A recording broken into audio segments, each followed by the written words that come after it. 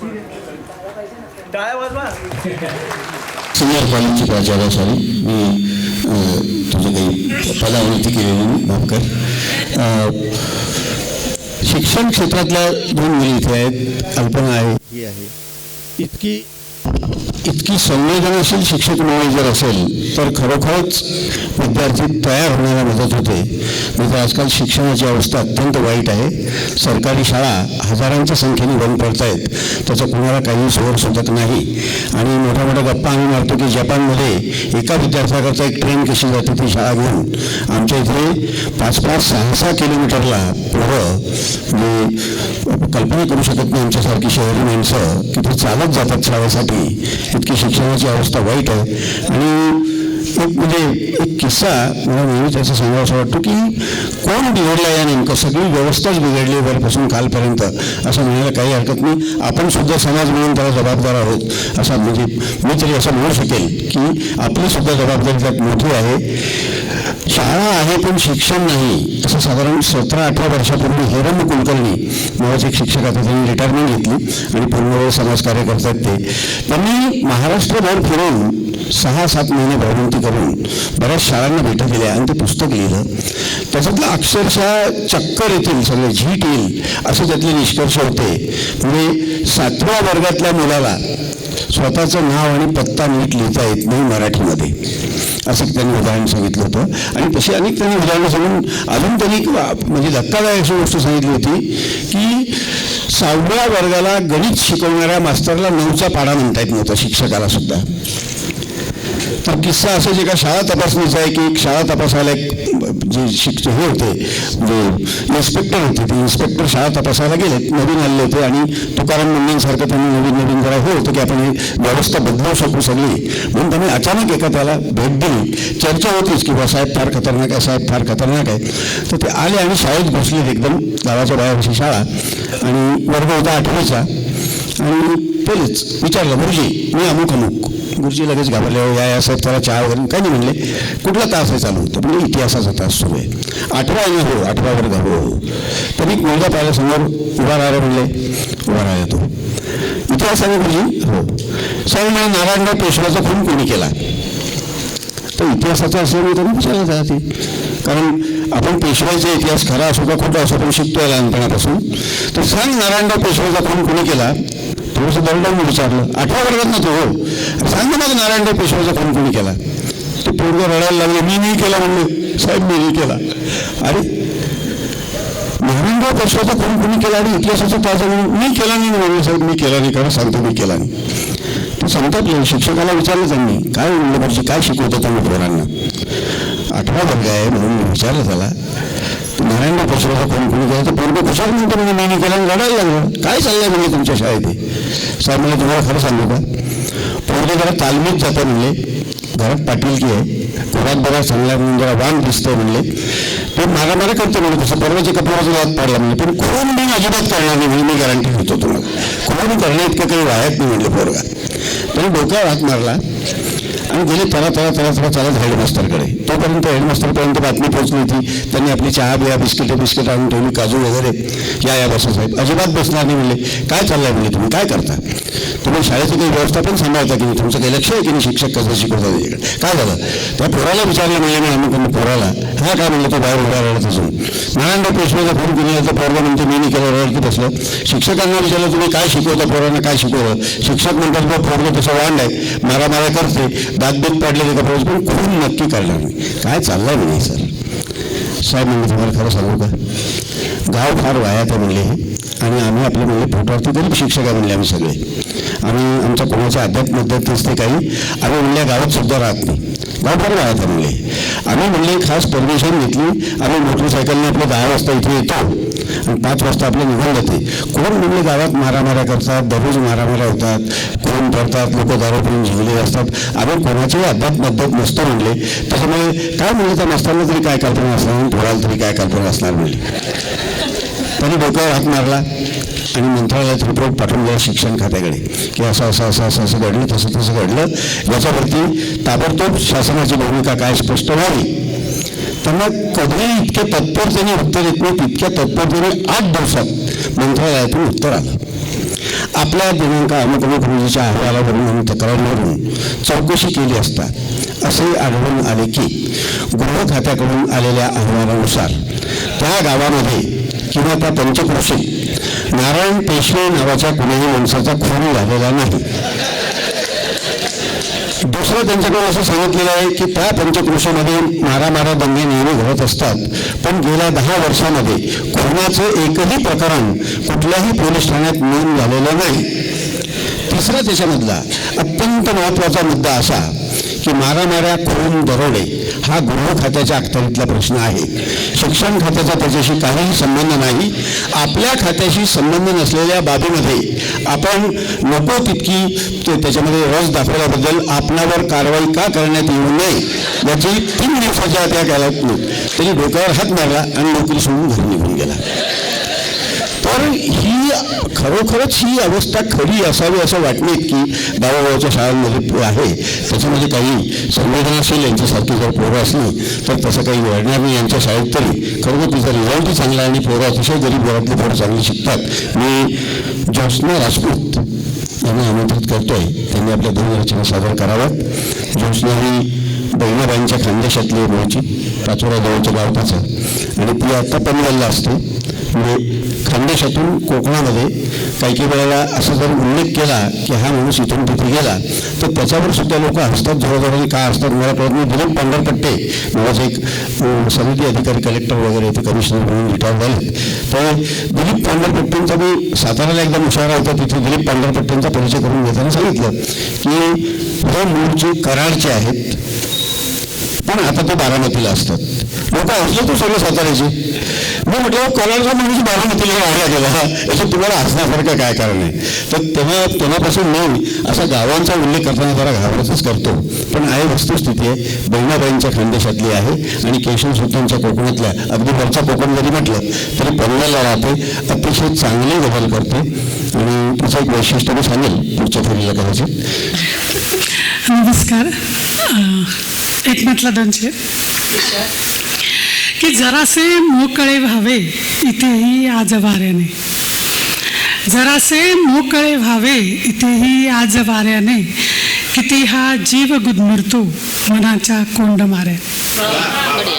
जरासे मोकळे व्हावे इथेही आज वाऱ्याने, किती हा जीव गुदमरतो मनाच्या कोंडमाऱ्याने, आणि तिने आजवरना होऊ दिले तुकडे घराचे पण, तिने आजवरना होऊ दिले तुकडे घराचे पण, कशाया बांधल्या भिंती मधोमध 7 बाऱ्याने, कशाया बांधल्या भिंती मधोमध 7 बाऱ्याने.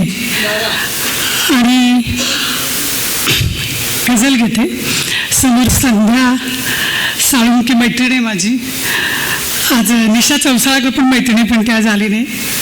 संध्या गझल, महिला मुशायरा आहे तर महिलांवरती गझल व्हायला पाहिजे की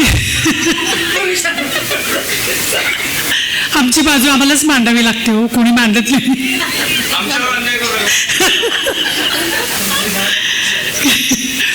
दुःखावरती स्वतःच फुंकर घालत असते बाई, दुःखावरती स्वतःच फुंकर घालत असते बाई, आणि काट्यांनाही फुलांसारखे माळत असते बाई.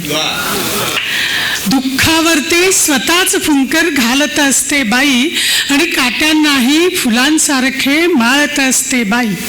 ती रुतणारी किनार सुद्धा टोचत नाही म्हणते, ती रुतणारी किनार सुद्धा टोचत नाही म्हणते, त्या साडीवर आनंदाने भाळत असते बाई. ती रुतणारी किनार सुद्धा टोचत नाही म्हणते, त्या साडीवर आनंदाने भाळत असते बाई.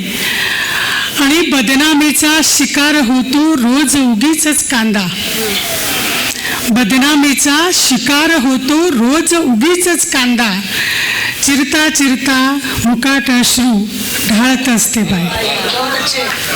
की बदनामीचा शिकार होतो रोज उगीच कांदा, चिरता चिरता मुकाट अश्रू ढाळत असते बाई आणि उंबरठ्याशी रोज बोलते ओलांडत पण नाही. उंबरठ्याशी रोज बोलते ओलांडत पण नाही असे अलिखित नियम जगाचे पाळत असते बाई.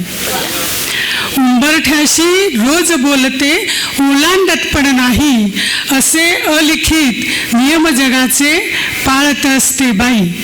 आणि टोपलीतल्या कमी भाकऱ्या मोजत असते जेव्हा, टोपलीतल्या कमी भाकऱ्या मोजत असते जेव्हा पंगतीतून हळू स्वतःला गाळत असते बाई. टोपलीतल्या कमी भाकऱ्या मोजत असते जेव्हा पंगतीतून हळू स्वतःला गाळत असते बाई. आणि माहेराचे कौतुक असते आणि सासरचा तोरा. माहेराचे कौतुक असते आणि सासरचा तोरा. दोन चाळण्यामध्ये स्वतःला चाळत असते बाई. की माहेराचे कौतुक असते आणि सासरचा तोरा. दोन चाळण्यामध्ये स्वतःला चाळत असते बाई. आणि तिच्या चुकांचे पारायण तर रोज वाचते दुनिया. तिच्या चुकांचे पारायण तर रोज वाचते दुनिया. त्या दुनियेला मुकाटही सांभाळत असते बाई. त्या दुनियेला मुकाटही सांभाळत असते बाई. एखादी रोमॅन्टिक गझल.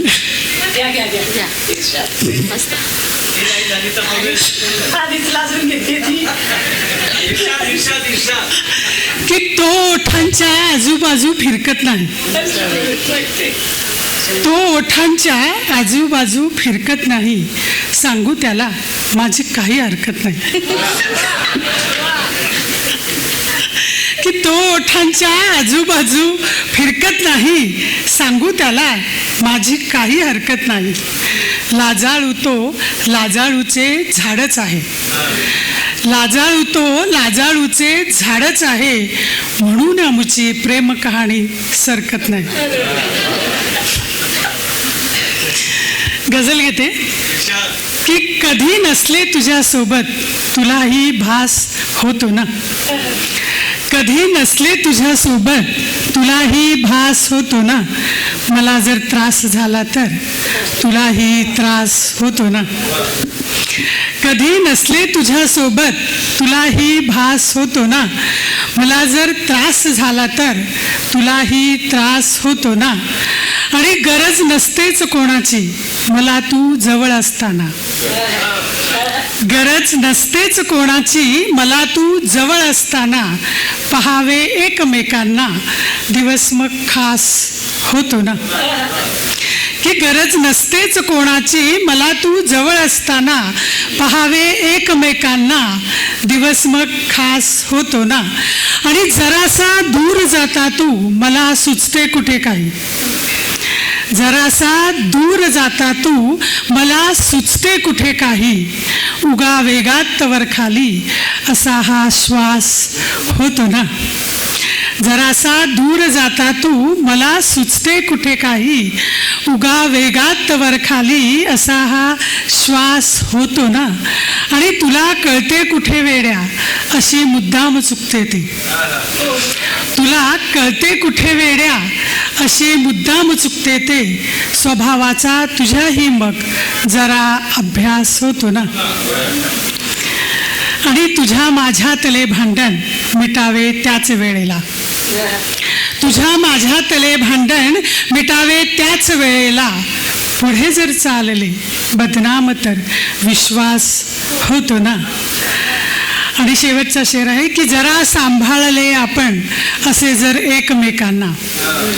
जरा सांभाळले आपण असे जर एकमेकांना. तसा प्रत्येक महिन्याचा असा मधुमास होतो ना. कधी नसले तुझ्यासोबत तुलाही भास होतो ना. मला जर त्रास झाला तर तुलाही त्रास होतो. धन्यवाद. समाज गटांचे 4 वेळा फक्त. हारलेला डाव रागाने पुन्हा मांडू नये. खेळण्यांनी खेळण्यांशी हे असे भांडू नये. सोसताना ही कशी तृप्तीत सोसावी व्यथा, तृप्तीत सोसायची व्यथा सुद्धा. हारलेला डाव रागाने पुन्हा मांडू नये, खेळण्यांनी खेळण्यांशी हे असे भांडू नये.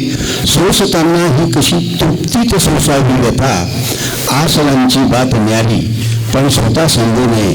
आसनांची बात न्यारी पण स्वतः सांगू नये. शेवटची रचना ज्योत्स्ना राजपूत. ज्योत्स्नाचं एक वैशिष्ट्य असं आहे की मी आत्तापर्यंत जेवढे काही गझलकार पाहिलेत त्याच्यामधली ही एकमेव वेगळी अशी आहे की जे कधीही हातात कागद घेत नाही किंवा त्या मोबाईलमध्ये पाहत नाही. सगळं तोंडपाठ ज्योत्स्ना. एक म्हटला आणि एक असे की एवढे निर्णय नको घेऊ सघाईने, एवढे निर्णय नको घेऊ सघाईने, सोसलेले खूप असते दुःख बाईने. एवढे निर्णय नको घेऊ सघाईने, सोसलेले खूप असते दुःख बाईने. एकदा समजून घे माणूस आहे ती, एकदा समजून घे माणूस आहे ती, कर तिचा अभ्यास थोडा बारकाईने, कर तिचा अभ्यास थोडा बारकाईने. एक छोटीशीच गझल आहे की आयुष्याच्या जात्यामध्ये रोजच चिंता दळू, आयुष्याच्या जात्यामध्ये रोजच चिंता दळू, एवढेच तर केले देवा जसे लागले कळू. आयुष्याच्या जात्यामध्ये रोजच चिंता दळू, एवढेच तर केले देवा जसे लागले कळू. आणि कठपुतली सम फिरते आहे फिरवत गेले तसे, कठपुतली सम फिरते आहे फिरवत गेले तसे, अजून मजला कळले नाही कुण्या दिशेला वळू.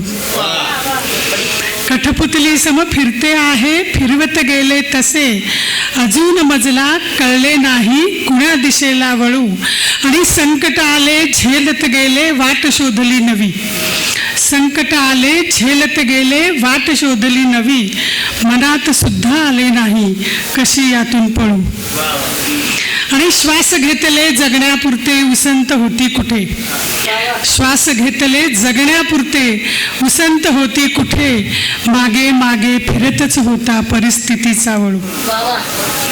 श्वास घेतले जगण्यापुरते उसंत होती कुठे, मागे मागे फिरतच होता परिस्थितीचा वळू. आणि पिकले आता पान मनाचे लटकत आहे असे, पिकले आता पान मनाचे लटकत आहे तसे, विचार त्याचा आज गळू की 2 दिवसांनी गळू. पिकले आता पान मनाचे लटकत आहे असे, विचार त्याचा आज गळू की 2 दिवसाने गळू. आणि अनंत होत्या जरी अडचणी वेचता आली फुले, अनंत होत्या जरी अडचणी वेचता आली फुले, इतके मजला ठाऊक होते कुठे किती दरवळू, इतके मजला ठाऊक होते कुठे किती दरवळू.